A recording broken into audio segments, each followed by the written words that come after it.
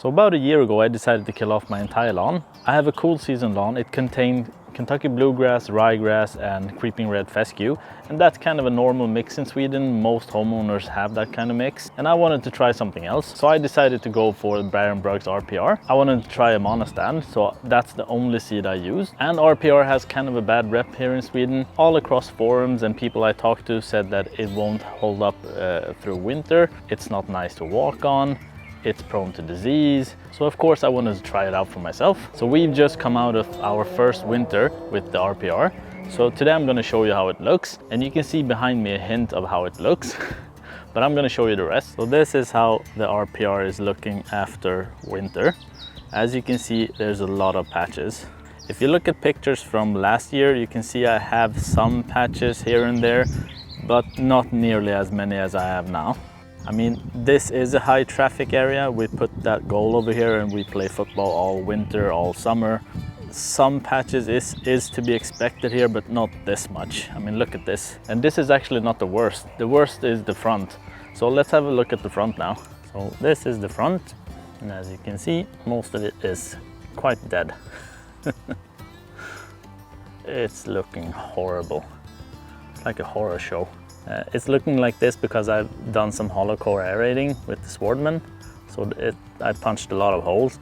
I want to try to improve the soil here. So one of my theories is that when they did the sod installation here, this was all pure sand and they just rolled out the sod on top of the sand. So there's not much soil in here, good soil. And you know me, I don't like to use sand that much. It doesn't hold nutrients, it's a dead material. So I bought a lot of soil improvement, so I'm gonna try to improve the soil here and see if that helps. But this whole area needs to be reseeded. This isn't coming back. So as you can see, I have a lot of patches to fix.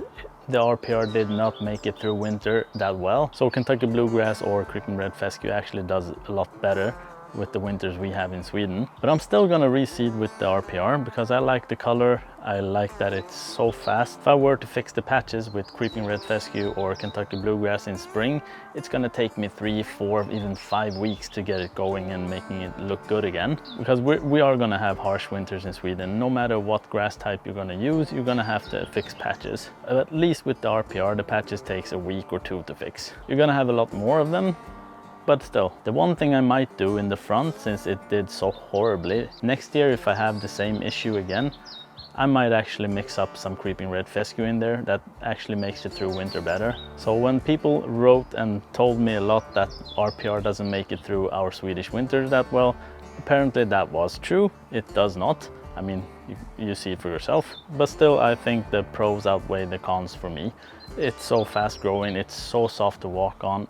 The color is just amazing. So I'm gonna give it a year or 2 more. Then we'll see if I mix in some other grass types in there that make it through winter better. But for now, I'm just gonna fix it with the RPR. So hopefully I have the grass looking great again in a couple of weeks. All right, so there you go. That's how the lawn is looking at the moment. It's not looking the best. A lot of patches to fix, but I'll have those fixed in no time, especially with the RPR that germinates in like 7 days or something like that. So I'm gonna stick with it for now. And in case you're wondering why I'm starting so late with everything, it's because we've had really cold weather. The ground temps have been around 6-7 degrees Celsius, and the grass doesn't start really growing until 8. So all I've done so far is just mowed it a couple of times. I've cleaned up debris, pine needles, leaves with the Gardena grass and leaf collector. And that's pretty much all I've done.